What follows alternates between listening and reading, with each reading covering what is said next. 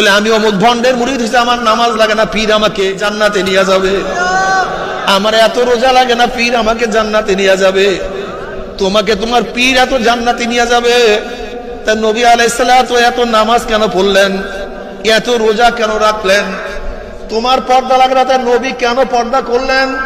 তোমার পীর তোমাকে জান্নাতে নিয়ে যাবে। অথচ ফাতেমা রাদিয়াল্লাহু আনহাকে দাফন করার পরে আবু যর গিফারি রাদিয়াল্লাহু তাআলা আনহু কবরের কিনারায় বলছে, হে কবরের মাটি সাবধান, জানো তোর গর্ভের মধ্যে কাকে রাখছি? সরদার দু আলম জনাব মুহাম্মদ রাসূলুল্লাহ সাল্লাল্লাহু আলাইহি ওয়াসাল্লাম কলিজার টুকরা, যার কপালের মধ্যে আমার নবীর হাজার সুমা আছে, যার রক্তের মধ্যে, যার শরীরের মধ্যে আমার নবীর রক্ত আছে। আমার নবী আলাইহিস সালাতু ওয়াস সালাম ফাতেমাকে অনেক মোহাব্বত স্নেহ ভালোবাসতেন। সেই ফাতেমাকে তোর গর্ভের মধ্যে রাখছে, খবরদার কবরের মাটি বেয়াদবি করবি না। এ কবরের মাটি খবরদার বেয়াদবি করবে। জানো তোর গর্ভের মধ্যে কাকে রাখছি? জান্নাতের মধ্যে যুবকদের সর্দার হাসান হুসাইন রাদিয়াল্লাহু আনহুমার মাকে তোর গর্ভের মধ্যে রাখছি, খবরদার বেয়াদবি করবি না। এই কবরের মাটি খবরদার বেয়াদবি করবি না। জানো তোর গর্ভের মধ্যে কাকে রাখছি? আলী মুর্তজা রাদিয়াল্লাহু তাআলা আনহুর স্ত্রীকে তোর গর্ভের মধ্যে রাখছি। শেরে খোদা তার স্ত্রীকে তোর গর্ভের মধ্যে রাখছি, খবরদার বেয়াদবি করবি না। এই কবরের মাটি খবরদার বেয়াদবি করলে জানো তোর গর্ভের মধ্যে কাকে রাখছি? জান্নাতের মধ্যে মেয়েদের সর্দার ফাতেমাকে তোর গর্ভের মধ্যে রাখছি, বেয়াদবি করবি না। আমার আল্লাহর কুদরতে কবরের জবান খুলিয়া গেছে। কবর ডাক দো, আবু যর গিফারি, কার মেয়ে, কার স্ত্রী, কার মা, কোন ব্যক্তি? এ কুরাইশ না নন কুরাইশ, ধনী না গরিব, শিক্ষিত না মূর্খ, পাওয়ার আলো না গারে পাওয়ার আলো, সমস্ত কোন পরিচয় আমার কাছে কোনো কাজে লাগবে না। যে আমার কাছে ঈমান ও আমল নিয়ে আসবে আমি তার সাথে ভালো ব্যবহার করব। আর যে আমার কাছে ঈমান ও আমল না নিয়ে আসবে আমি কবরের দুই পাশে মাটি এত জোরে চাপ মারবো, চাপ এসে এক হাত পাঁজরের হাঁটে আর এক পাঁজরে লাগায় ফেলাবো। তোমরা কতিপয় বন্দরে একত্রিত হইয়া সামনে খেলতে আছো, সবার চেহারা সামনের দিকে, পিছনের দিকে খেয়াল রাখো না। তোমরা হাসি তামাশার মধ্যে লিপ্ত, ফুর্তির মধ্যে, আনন্দের মধ্যে ব্যস্ত। হঠাৎ যখনই পিছনের দিকে তাকাইছে, দেখো বাঘ তোমাদের পিছনে হা করে আছে। বাঘ দেখার সাথে সাথে দেখবো মুহূর্তের মধ্যে আর কোনো ফুর্তি নাই, আনন্দ নাই। কিয়ামতের ময়দানে সমস্ত মানুষ পায়ে হাঁটিয়া উঠবে, আর বেলালে হাবশী তার মর্যাদার কারণে উটের পিঠে চড়িয়া উঠবে। অথচ বেলালে হাবশী গরিব, গোলাম। এই অবয়বের নাম মানুষ না, চেহারার নাম মানুষ না, বংশের নাম মানুষ না। নবী আলাইহিস সালাতু ওয়াস সালাম বংশে আবু জাহল, একই বংশের কুরাইশ, বংশের নাম মানুষ না। আসলে কাবাকে আমরা শ্রদ্ধা সম্মান করি, কাবা কাউকে বা দামি বানাতে পারে না, কাবা কাউকে দামি বানাতে পারে না। ও তো পাথরের একটা ঘর। ওরে যারা তোয়াফ করে কাবার কারণে সে ফজিলাত ওয়ালা না। আবু জাহল 1000 বার তোয়াফ করছে, আবু লাহাব 1000 বার কাবা তোয়াফ করছে, কিন্তু দামি বানাতে পারে নাই। কাবা কাকে দামি বানাতে পারে নাই। অথচ হাজারো মানুষ যখন তোয়াফ করতে ঢুকছে, কাবা থেকে অগ্রসর হইয়া তারপর তোয়াফ করার জন্য নিয়ে আসছে।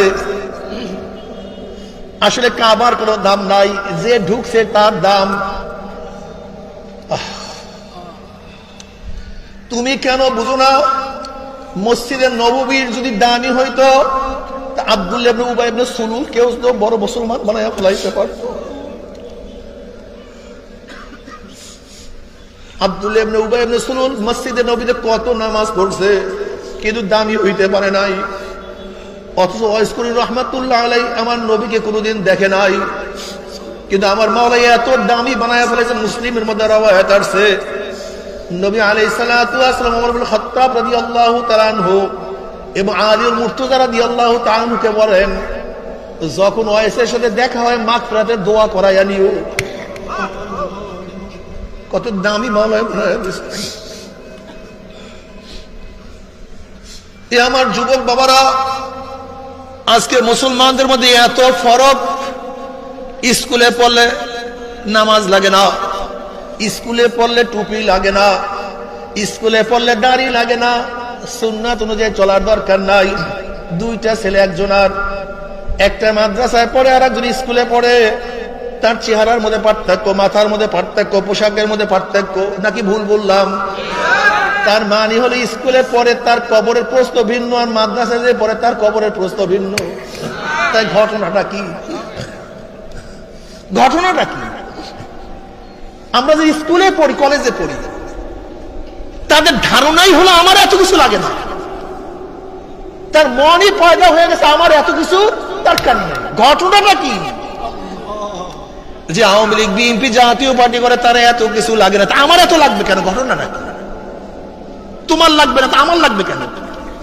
হ্যাঁ, তার মানে হলো আওয়ামী লীগের প্রশ্ন ভিন্ন, বিএনপির প্রশ্ন ভিন্ন, জাতীয় পার্টির প্রশ্ন ভিন্ন, আর সর্বনিওয়ালাদের প্রশ্ন ভিন্ন। এদেরকে কঠিন করবে আল্লাহ ধর্ম জন্মের দ্বারা, আর ওরা সব মাপ। ঠিক আছে না? আশ্চর্য বিষয়। আমি আশ্চর্য হয়ে যাই তোমাদের ব্যাপারে, আমি পরেশান হয়ে যাই। ঘটনাটা কি? বলে আমি অমুক ভন্ডের মুরিদ হইছে, আমার নামাজ লাগে না, পীর আমাকে জান্নাতে নিয়ে যাবে। আমার এত রোজা লাগে না, পীর আমাকে জান্নাতে নিয়ে যাবে। তোমাকে তোমার পীর এত জান্নাতে নিয়ে যাবে।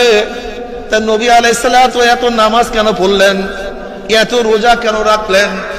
তোমার পর্দা লাগে না, তাই নবী কেন পর্দা করলেন?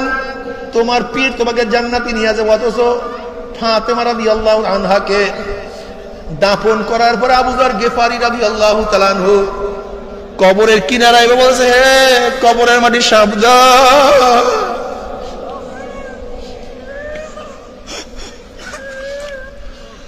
এ কবর মাটি সাবধান, বেয়াদবি করবি না। জানো তোর গর্ভের মধ্যে কাকে রাখছি? সরদার দু আলম জনাব মুহাম্মদ রাসূলুল্লাহ সাল্লাল্লাহু আলাইহি ওয়াসাল্লাম, কলিজার টুকরা, যার কপালের মধ্যে আমার নবীর হাজার সুমা আছে।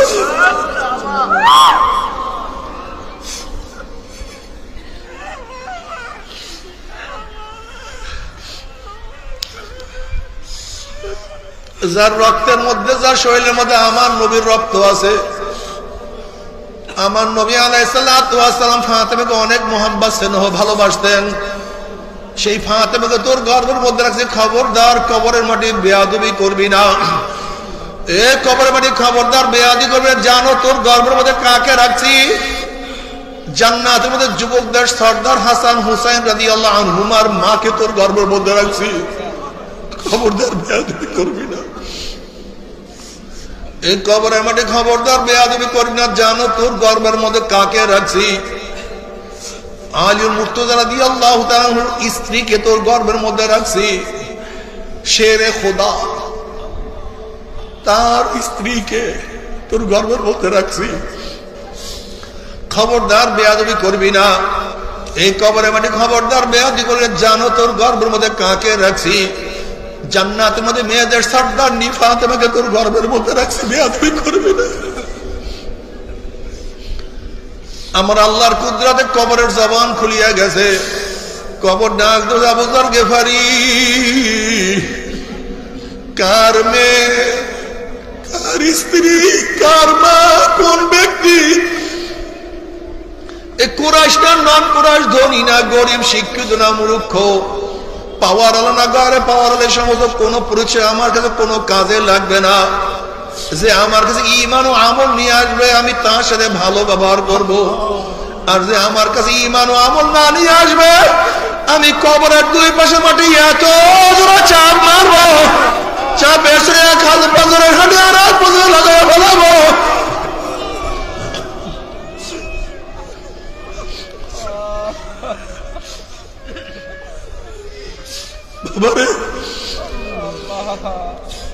তোমরা কতিপয় বন্ধুরা একত্রিত হইয়া সামনে খেলতে আছো, সবার চেহারা সামনের দিকে, পিছনের দিকে খেয়াল রাখো না। তোমরা হাসি তামাশার মধ্যে লিপ্ত, ফুর্তির মধ্যে, আনন্দের মধ্যে ব্যস্ত। হঠাৎ যখনই পিছনের দিকে তাকাইছে, দেখো বাঘ তোমাদের পিছনে হা করে আছে। বাঘ দেখার সাথে সাথে দেখবো মুহূর্তের মধ্যে আর কোনো ফুর্তি নাই, আনন্দ নাই। পালাইয়া বেড়াবা। ঠিক আমরা দুনিয়ার দিকে চেহারা ঘুরাইয়া সারাদিন আমরা শুধু ফুর্তির মধ্যে আছি, পিছনের দিকে তাকাইয়া তোকে আজরাইল তোমার আমার পিছনে দাঁড়াই আছে।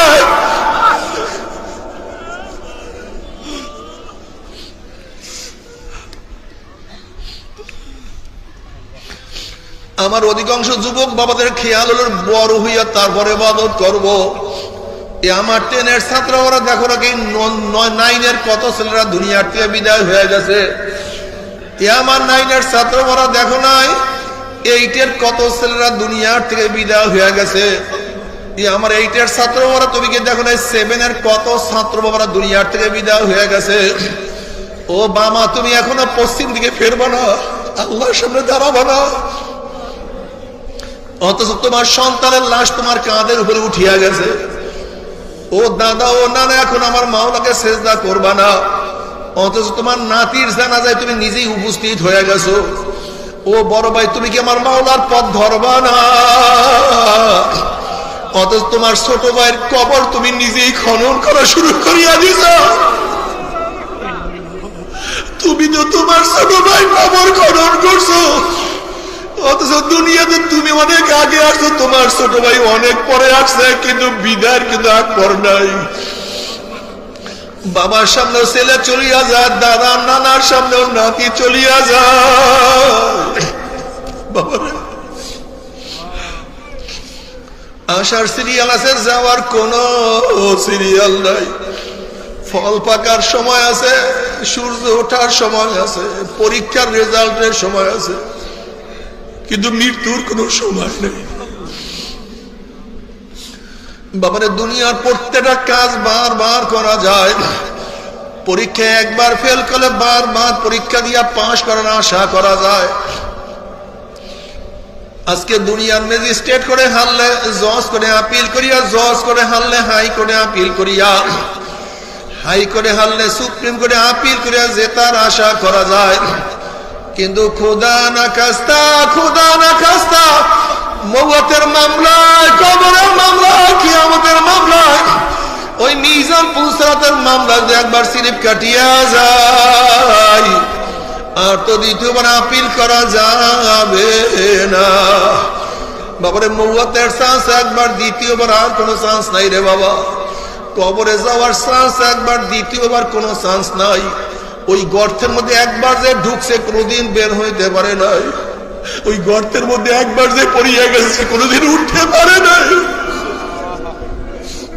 ওইখানে যে ঢুকতে তাকে আর কোনোদিন কেউ দেখে নাই। ও আমার যুবক বাবারা, ও আমার ছাত্র বাবারা, তুমি কি দেখো না কত মুসলমান অল্প বয়সে আমার মাওলার পাগল। আলিউল মুর্তজা রাদিয়াল্লাহু তাআলা বালক বয়সে, অল্প বয়সে আমার মাওলার পাগল হয়ে গেছে, তুমি কেন পারবা না? আব্দুল ইবনে আব্বাস রাদিয়াল্লাহু তাআলা মাওলার পাগল,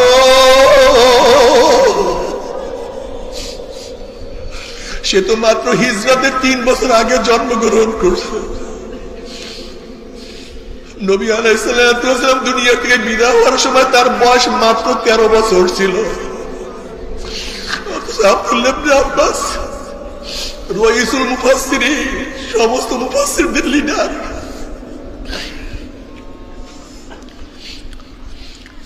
আব্দুল্লাহ ইবনে উমরের বয়স কত অল্প, আব্দুল্লাহ ইবনে জুবাইরের বয়স কত অল্প, আব্দুল্লাহ ইবনে মাসউদের বয়স কত অল্প, কিন্তু অল্প বয়সে আমার মাওলার পাগল। ইসমাইল আলাইহিস সালাতু ওয়াস সালাম অল্প বয়সে আমার মাওলার প্রেমে পড়িয়া ছুরির নিচে নিজের গর্দানকে ঝুঁকাইয়া দিতে পারে। ওরে সেই মাওলা তো এখনো আছে, তুমি কেন নামাজ পড়ো না? ওরে সেই মাওলা তো এখনো আছে, তুমি কেন মাওলাকে ডাকো না? আমার সেই মাওলা তো এখনো আছে, তুমি কেন মাওলার হুকুম পালন করো না? মোহাম্মদ বিন কাসিম রাহমাতুল্লাহ আলাইহি মাত্র 17 বছরে যদি মুজাহিদ হয়ে সিন্ধু দখল করতে পারে, তুমি কেন তোমার ইউনিয়ন, তোমার ওয়ার্ড, তোমার এলাকা, তোমার ঘর কেন তুমি দিনদার বানাইতে পারো না?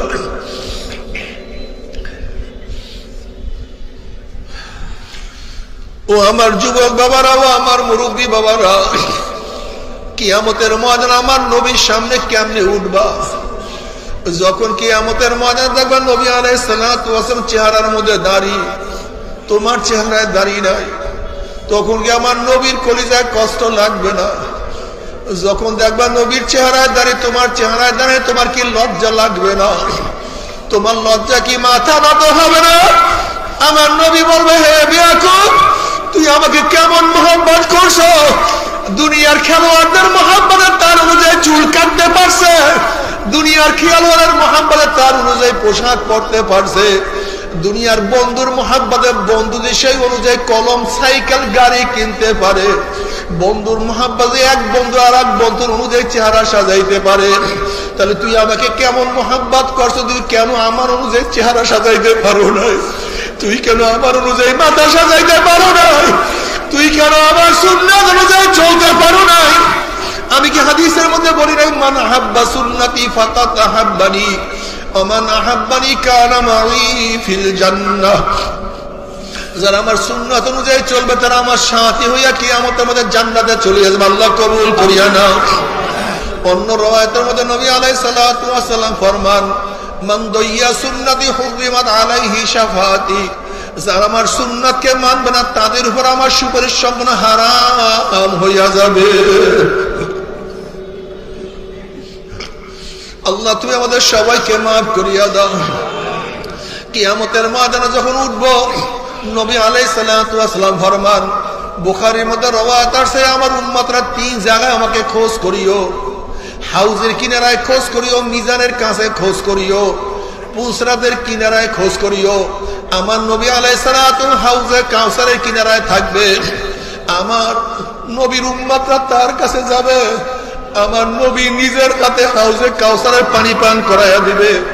বুখারীর মধ্যে রওয়ায়াত আছে, মান শারিবা লাম ইয়াজমা বাদা, যে ব্যক্তি এক পেয়ালা হাউজে কাউসারের পানি পান করবে 50,000 বছরের মধ্যে আর কোনোদিন পানির পিপাসা লাগবে না। আল্লাহ তুমি কবুল করিয়া নাও। নবী আলাইহিস সালাতু ওয়াস সালাম ফরমান, আমাকে মিজানের কাছে পাল্লার কিনারায় খোঁজ করিও।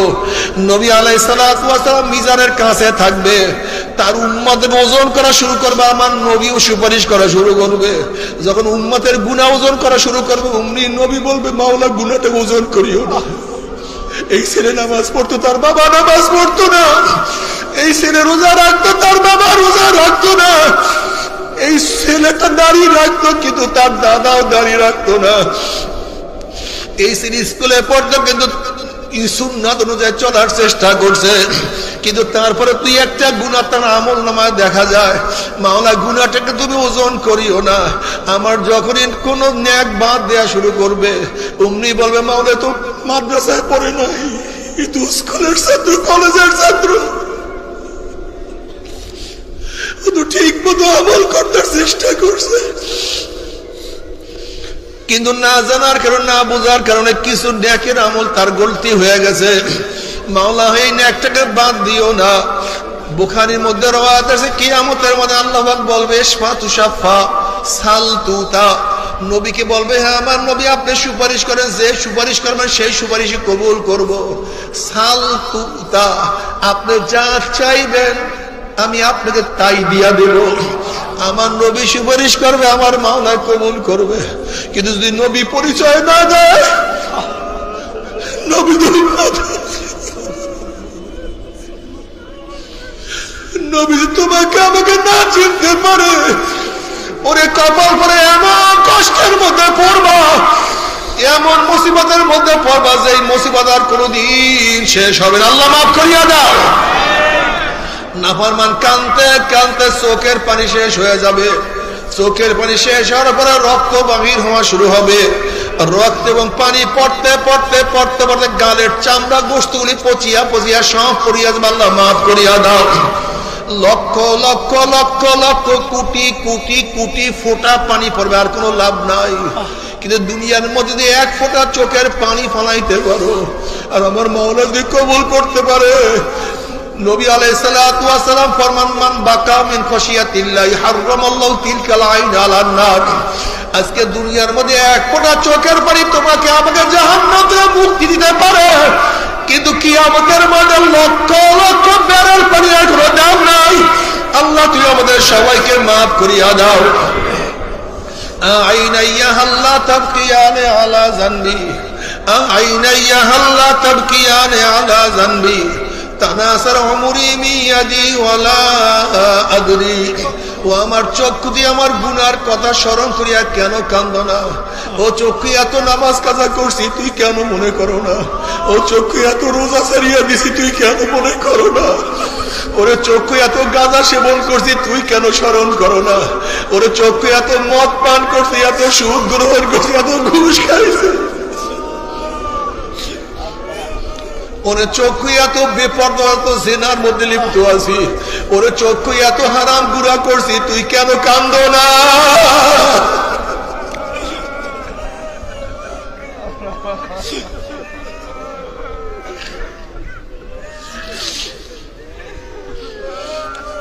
আইনাইয়া আল্লাহ তাবকিয়ানে আলা জানবি, তানাসার উমরি মিয়াদি ওয়ালা আদরি। ওরে চক্ষু কখন যে আমি বুড়া হইয়া গেলাম, কখন যে আমার চুল পাকিয়া গেল,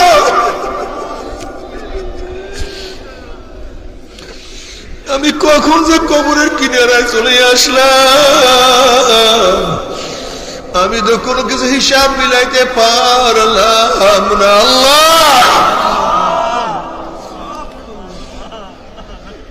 ওয়াবুদ রাব্বাকা হাত্তা ইয়াতিয়াকাল ইয়াকিন, ইবাদত করতে থাকো মৃত্যুর আগ পর্যন্ত। ও চরমুনার মুজাহিদরা, হালকা জিকির সারিও না, মাসিক ইজতেমা সারিও না, সকাল বিকাল জিকির সারিও না, আল্লাহ আমাদের কিতাব পড়া সারিও না, চরমুনাই ময়দানে যাওয়া সারিও না, কান্নাকাটি সারিও না, ইস্তেগফার সারিও না, হাঁটতে হাঁটতে জিকির করো। যখনই নির্জনে বসবা দুই হাত উঠাইয়া, হাত না উঠাও মনে মনে দুই চোখের পানি পালাইয়া, মাঝে মাঝে যখন জঙ্গলে যাবা, মাঝে মাঝে একা যখন মসজিদে ঢুকবা, যখন একা একা ঘরের মধ্যে ঢুকবা বলবা আল্লাহ, ও আমার মাওলা তুমি কি আমাকে দেখো না?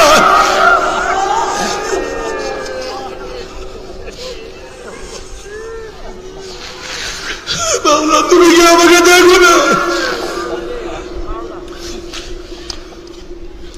শয়তান আল্লাহর কাছে কসম করছে, মাওলা হে, যে আদমের জন্য চিরতরে জাহান্নামে হয়ে গেলাম, ওই আদম সন্তানকে আমি জাহান্নামে না নিয়ে ছাড়বো না। আমার মাওলা ডাক দিল, শয়তান রে, আমার আদম সন্তানকে তুই ধাক্কা দিয়ে জাহান্নামের কিনারায় নিয়ে যাও। আর ওই জাহান্নামের কিনারার থেকে আমার আদম সন্তান যখনই ডাক দেবে আল্লাহ, যখনই হাতটা আমার দিয়ে বাড়াই দেবে আল্লাহ, আমার হাত ধরো, শয়তান আমাকে জাহান্নামে ফেলাইয়া দিতে আছে। আমার বান্দা আমার দিকে হাত বাড়াইতে দেরি, আমার বান্দি আমার দিকে হাত বাড়াইতে দেরি, কিন্তু আমি মাওলা তার হাত ধরতে একটু দেরি করবো না, হাত বাড়াইতে দেরি, আমি হাত ধরিয়া ভালো।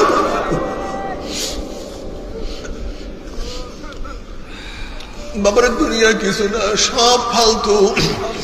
তুমি কি দেখো না আওয়ামী লীগের আমলে কত ক্ষমতাসীনরা কত বাহাদুরি করছে, আজকে কোথায়? কিচ্ছু না বাবা, কিচ্ছু না বাবা, কিচ্ছু না, সব ধোঁকা।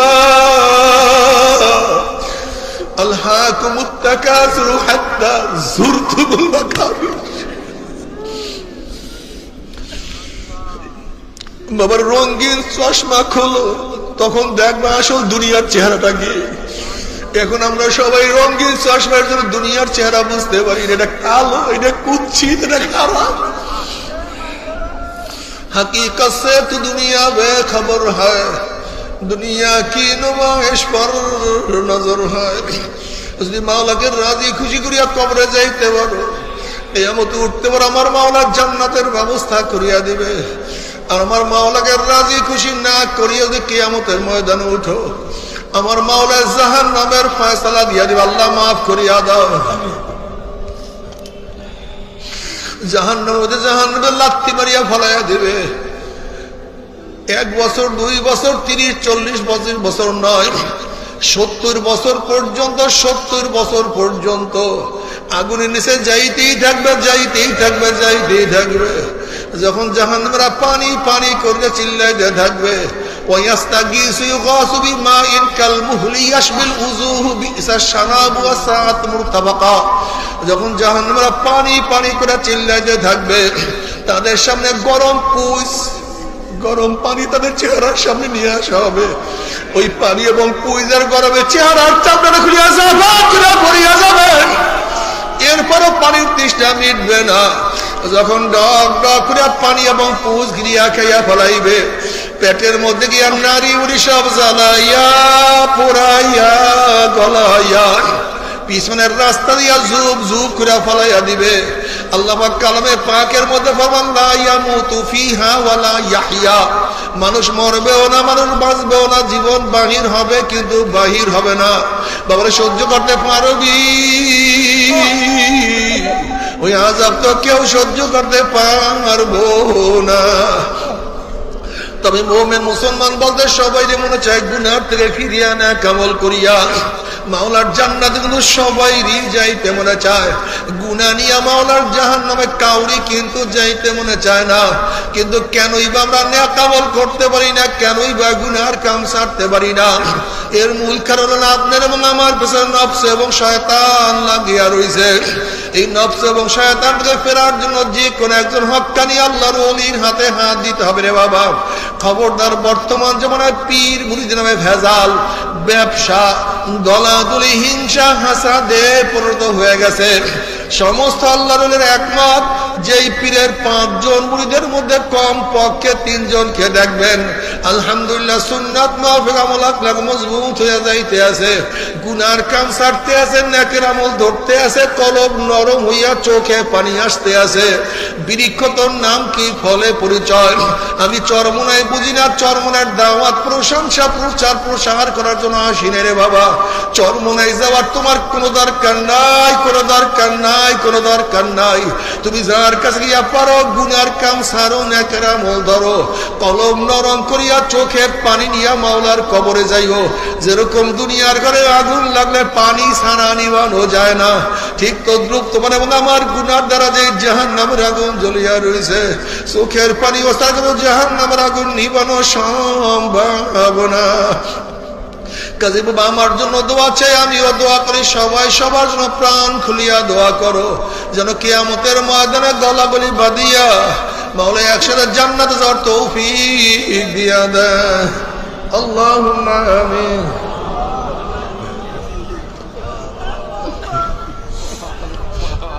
আল্লাহুম্মা আমিন।